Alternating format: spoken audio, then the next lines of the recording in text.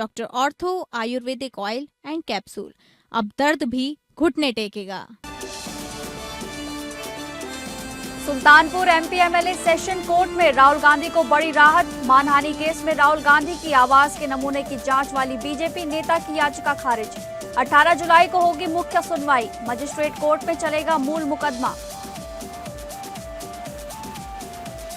आजम खान को बड़ा झटका। रामपुर विकास प्राधिकरण ने जौहर यूनिवर्सिटी के 40 में से 38 इमारतें गिराने का दिया आदेश। निर्माण ध्वस्तीकरण के लिए 15 दिन की दी गई मोहलत। गाजियाबाद की सोसाइटी में लिफ्ट बनी अखाड़ा। क्रॉसिंग रिपब्लिक के GH7 सोसाइटी में लिफ्ट में पूर्व AOA पदाधिकारियों में 4 मिनट तक चले लात घूंसे। घटना का CCTV वीडियो सोशल मीडिया पर वायरल।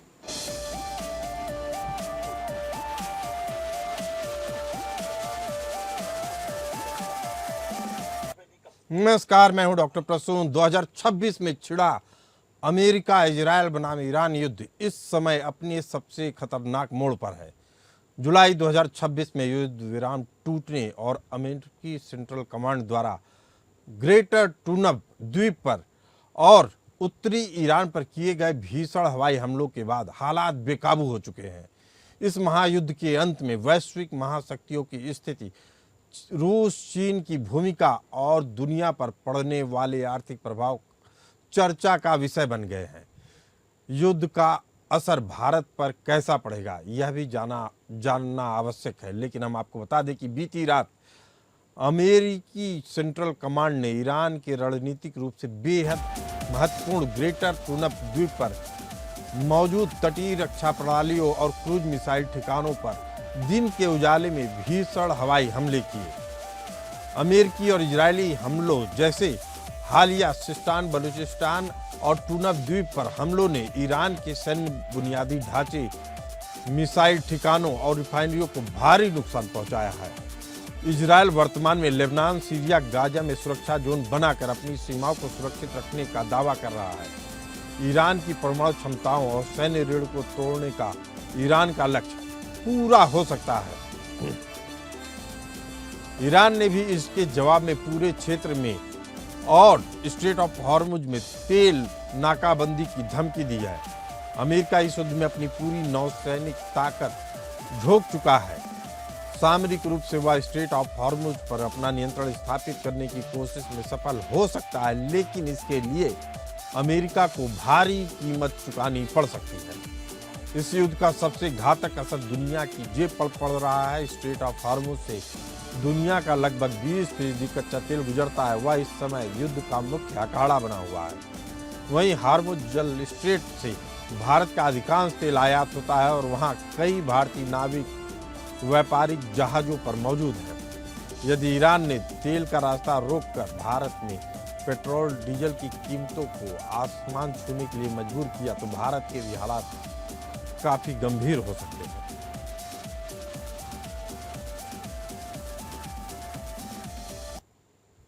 इसी बीच जंग में रूस और चीन के भी उतरने के कयास लगने शुरू हो गए हैं। हालांकि रूस और चीन दोनों ही परमाणु महाशक्तियां हैं और वे अमेरिका के साथ सीधे टकराव या कहें तीसरे विश्व युद्ध से बचने की चाह रखते हैं, लेकिन पर्दे के पीछे ईरान के साथ पूरी ताकत के साथ खड़े हैं। सवाल है कि इस युद्ध के अंत में इजरायल, ईरान और अमेरिका कहां खड़े होंगे?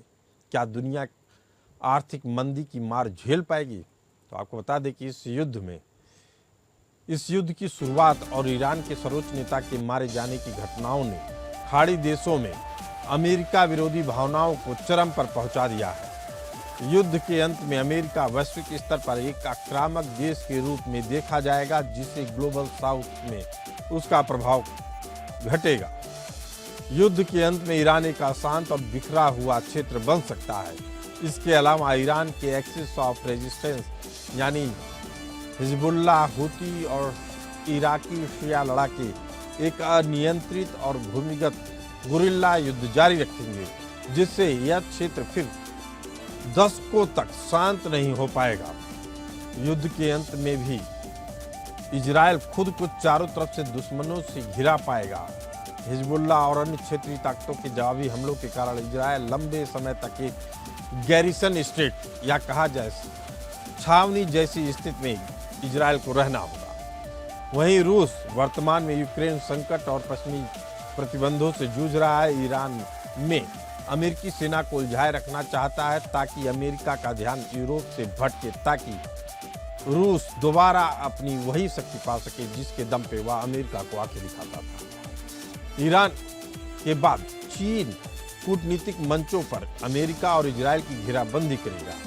वह चोरी छिपे या तीसरे देशों के जरिए ईरान से रियायती तेल खरीदना जारी रख सकता है ताकि ईरान की अर्थव्यवस्था पूरी तरह से ध्वस्त ना हो। लेकिन चीन का असली फोकस ताइवान पर है, जिस पर वह कब्जा करने के लिए हर कोशिश तैयारी करके रखा हुआ है। अब बस उसका मकसद ये है कि अमेरिका किसी तरीके से ईरान में फंसे ताकि वह अपने रणनीति को अमली जामा पहना सके।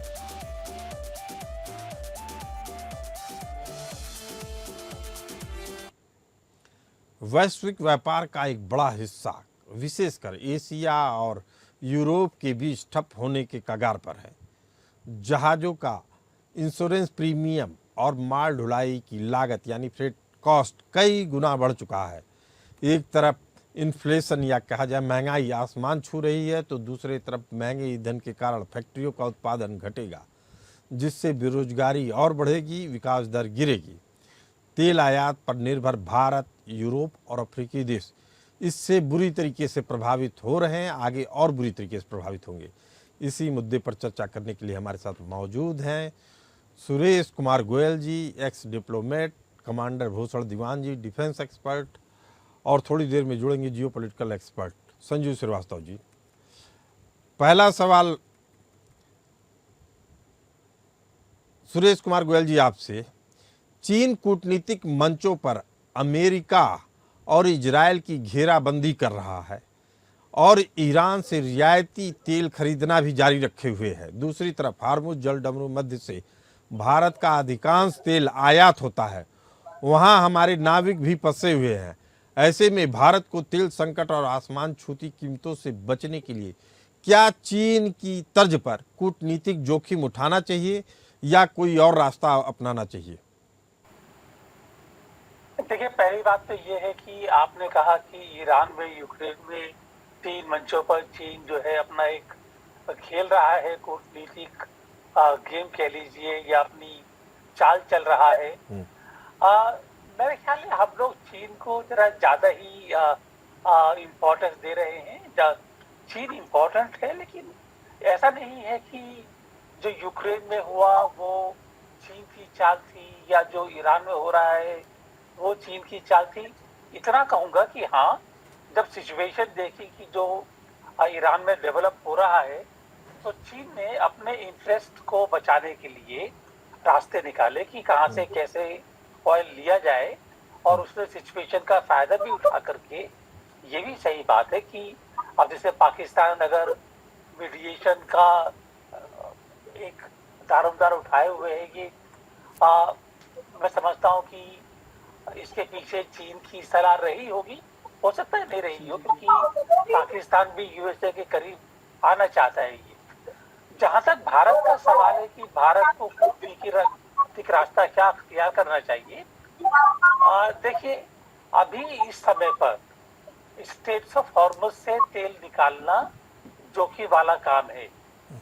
उसमें खाली ये नाविक को, जो नाविक हैं, वो चाहे कोई सा भी शिप हो, भारत का शिप हो, टैंकर हो या कहीं और का शिप हो, खतरा काफी है। और उससे भी हमको जो हमारे एक भारतीय नागरिक मरेंगे तो वो भी दिक्कत की बात है।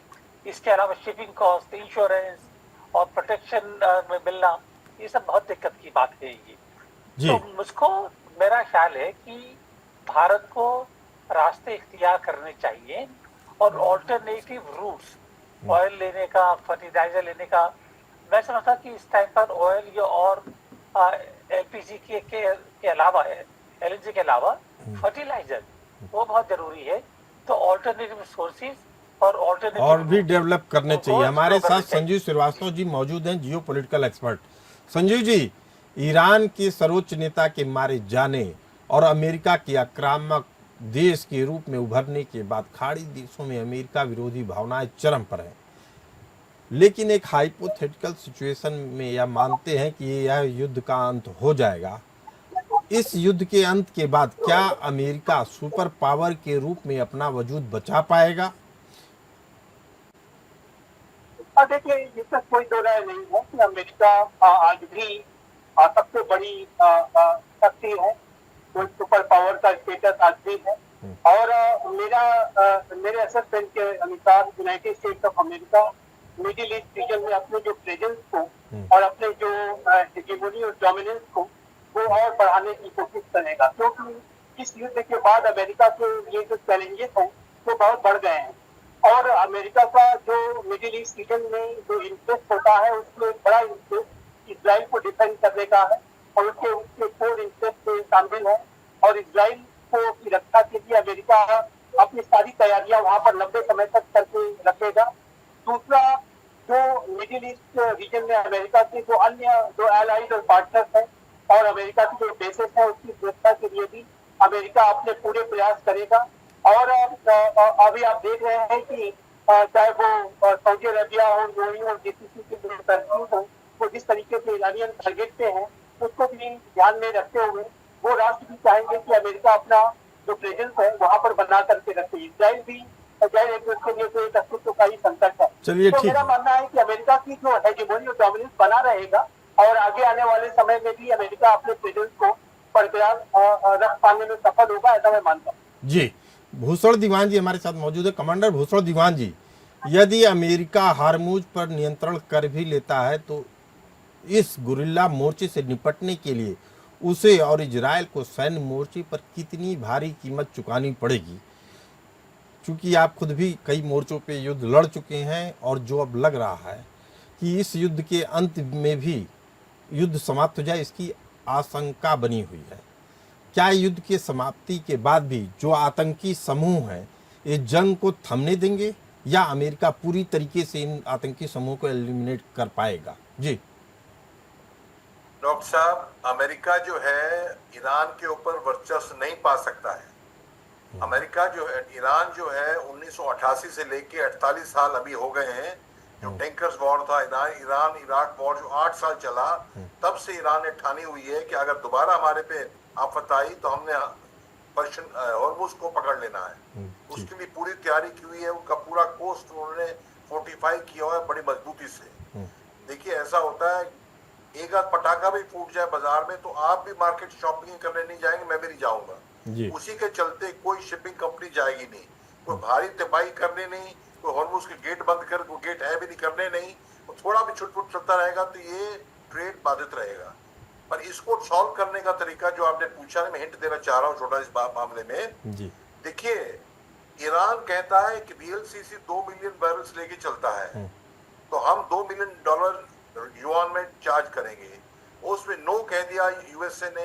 नो कहते हैं अनक्रॉस के तहत। अनक्रॉस माने United Nations Convention of Law of Sea, जिसमें फ्रीडम ऑफ नेविगेशन होता है सभी के लिए।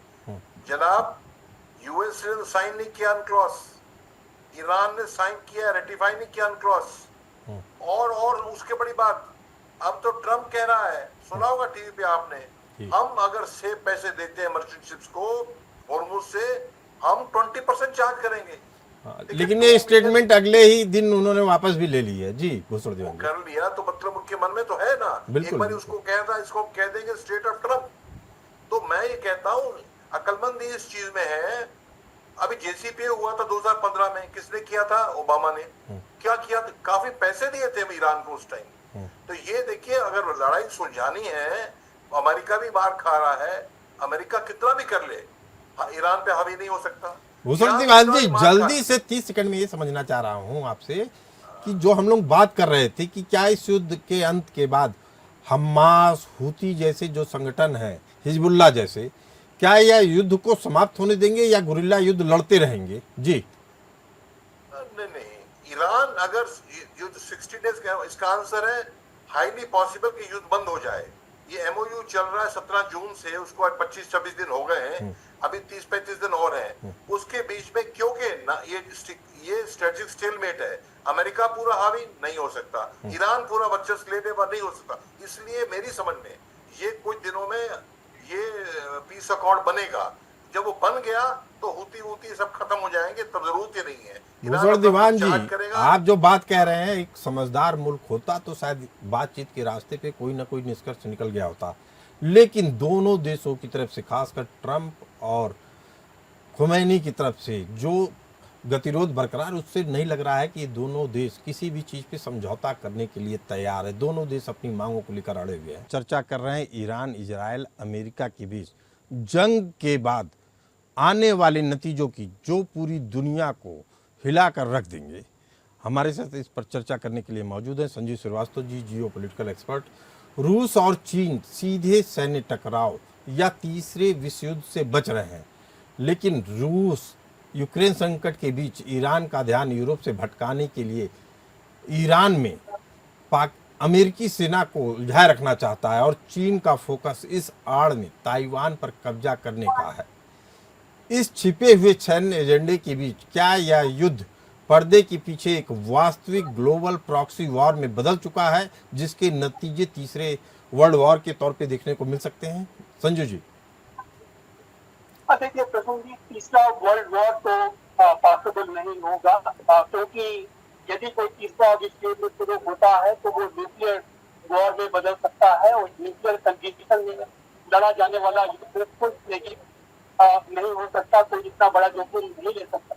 आप देखिए तो रशिया यूक्रेन के बीच का युद्ध जो चल रहा है, लगभग 4.5 वर्षों का जो युद्ध है, लेकिन आज तक रशिया ने नेटो के टेरिटरी पर कोई सिंगल बुलेट तक फायर नहीं की, और वही की अमेरिका और नेटो ने भी रशिया की टेरिटरी पर कोई डायरेक्ट तरीके का कोई सिंगल बुलेट तक फायर नहीं किया, क्योंकि उसका रीजन बहुत स्पष्ट है कि दोनों इस बात को जानते हैं कि जिस दिन अमेरिका और रशिया के सोल्जर्स एक दूसरे को डायरेक्टली शूट करना शुरू कर देंगे, उस दिन ये किसी विश्व युद्ध की शुरुआत हो जाएगी, जैसा राष्ट्रपति जो बाइडेन ने एक बार कहा था।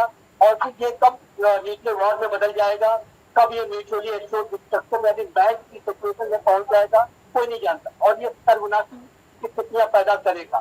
तो उसमें कोई नहीं जाना चाहेगा। चाइना भी सीधा अमेरिका से कंसल्टेशन मोड नहीं ले सकता, और यही कारण है कि चाइना और रशिया जैसे राष्ट्रों ने ईरान को कोई डायरेक्ट सपोर्ट नहीं दिया है, क्योंकि जो भी सपोर्ट है उनका एक इंटेलिजेंस सपोर्ट है और एक बैकग्राउंड सपोर्ट है, लेकिन सीधा सीधा वो सपोर्ट करना अफोर्ड नहीं कर सकते, क्योंकि विश्व युद्ध की शुरुआत हो सकती है। चलिए ठीक है, संजीव जी बेहद अहम बात कह रहे हैं भूषण दीवान जी, लेकिन सवाल यही उठ रहा है, सबसे अहम सवाल है कि यदि तीसरे विश्व युद्ध की ओर यह जंग ले जाता है तो सबसे पहले किस देश कि कौन सा देश परमाणु युद्ध छेड़ सकता है? चूंकि देखिए एजेंडा भले से अलग हो रूस का या चाइना का, लेकिन ये तो है कि वह ईरान को अगर छोड़ते हैं तो अगले निशाने पे कुछ और देश होंगे जो इनके समर्थक ही होंगे, जिसके बाद ईरान जैसा देश नहीं मिलेगा जो इतना रेजिस्टेंस पैदा कर रहा है। जी भूषण दीवान जी। डॉक्टर साहब, अगर कल को बाबल मंडप बंद हो जाता है, चीन की इकोनॉमिक हालत इतनी खराब है, डबल खराब हो जाएगी, ट्रेड सारा उनका महंगा हो जाएगा, केप ऑफ गुड होप से जाएगा। तो ये स्टेबिलिटी लाने के लिए दो ही चीजें हैं पॉसिबल है, तीन चीजें। पहली तो ये आप, क्योंकि दोनों स्ट्रेटेजिक स्टेलमेट है, डेडलॉक है, जीत सकते नहीं, वो इकट्ठे बैठ के बात करेंगे, कुछ जीत सकते नहीं, नंबर 1। नंबर 2, चीन नहीं चाहेगा चीज बढ़े आगे, क्यों बढ़ेगी तो बाबल मंडप बंद हुआ, चीन को तकलीफ होगी। और तीसरी बात, चीन फंसाए रखेगा इनको। और तीसरी बात, ये कुछ ना कुछ समझदारी करके कुछ पैसे देके 20% बोला, तो अगर $70 पर बैरल है तो $14 बढ़ गया। अगर $1 पर बैरल है क्योंकि 2 मिलियन है तो खाली 71, 72, 73 हो गया, तो वो कुछ सुलह हो जाएगी। भाई आप चार्ज करो, और चार्ज करके सुलह हो जाएगी, क्योंकि कोई नहीं चाहता वॉर बढ़े। और ये क्योंकि बढ़ गया, चीन जी ने बोला कुछ दिन पहले पुतिन को, don't use nuclear in Ukraine. क्यों? उसको पता है वहां यूक्रेन न्यूक्लियर यूज किया, प्रैक्टिकल वेपन है उसके पास, तो क्या होगा, यूरोप में पूरी आग लगेगी, ट्रेड बाधित हो जाएगा चाइना का, ये स्टेबलाइजिंग फैक्टर। तो और तीसरी बात, ईरान, चौथी बात, ईरान जो है, मैं तो समझता हूँ 2-3 महीने के अंदर ईरान आंख बंद कर नहीं बैठा है, वो न्यूक्लियर वेपन अक्वायर कर सकता है तब तक, और जब न्यूक्लियर वेपन अक्वायर कर लिया तो युद्ध रुक जाएगा। ये न्यूक्लियर डिटरेंस कहते हैं, क्योंकि कमजोर है, दब रहा है, तो तब युद्ध रुक ही जाएगा तब। चलिए, अगर ये संभावना होती है तो युद्ध रुक जाएगा। सुरेश कुमार गोयल जी, भारत, यूरोप, अफ्रीकी देश इससे बुरी तरीके से प्रभावित रहे हैं इसके जंग के नतीजों से। इस विनाशकारी मंदी और आर्थिक मानवीय संकट को टालने के लिए वैश्विक स्तर पर कौन सी कूटनीतिक बातचीत या मीडिएशन की खिड़की बची है? सबसे सबसे आखिर में सबसे मुश्किल सवाल, और वो आप मेरे से ही पूछ रहे हैं। चलिए मैं कोशिश करता हूँ जी। देखिए, अभी इस हालात में मेरे को कहीं से कोई कूटनीतिक रास्ता नहीं दिख रहा है। ये साफ बात मैं इसलिए कह रहा हूँ, दो कारण है कि एक तो ईरान में खमेनी की डेथ के बाद में जो मुख्तमा कमीने भी आए हैं, तो ईरान के अंदर इंटरनली भी काफी उथल पुथल है कि वहां पर उनका राजनीतिक लीडरशिप कौन रहेगा, कौन डिसीजन लेगा।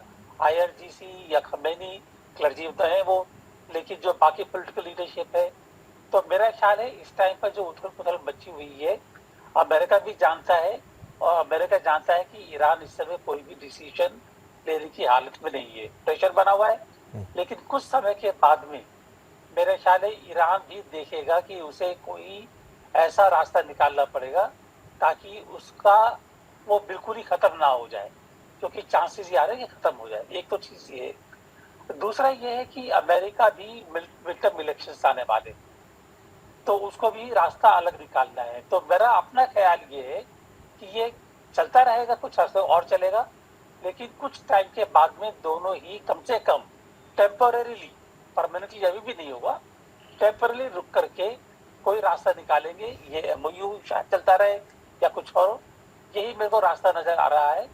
कूटनीति का और कोई रास्ता भी नहीं। ईरान की को जो लोग समझते हैं वह मानते हैं कि ईरान इतनी जल्दी घुटने नहीं टिकेगा, शायद अपने देश को कुर्बान भी कर दे। इसीलिए मैं कहता हूँ कि जो मेरा आकलन है, निजी आकलन है, कि अगर ये वार और चला, जो कि चलना तय है, और अमेरिका भी पीछे नहीं हटेगा, क्योंकि इजराइल के वजूद की बात है और अमेरिका के सुप्रीमेसी की बात है, तो ईरान देश के तौर पे अपना वजूद कभी भी खो देगा। इस चर्चा से इतना तो तय है कि यह युद्ध केवल खाड़ी देशों का क्षेत्रीय संघर्ष नहीं रह गया है। यदि इसे कूटनीतिक बातचीत के जरिए तुरंत नहीं रोका गया या सुलझाया गया, तो यह आधुनिक इतिहास की सबसे बड़े मानवीय संकट और आर्थिक मंदी में तब्दील हो जाएगा, जिसका खामियाजा पूरी दुनिया को भुगतना पड़ेगा। तीसरा विश्व युद्ध हो सकता है परमाणु युद्ध के रूप में सामने आए, लेकिन चौथा युद्ध तो ये तय है कि वह फिर पत्थरों से लड़ा जाएगा। इस चर्चा में हिस्सा लेने के लिए आप सभी का धन्यवाद। हमें भी दीजिए इजाज़त। नमस्कार।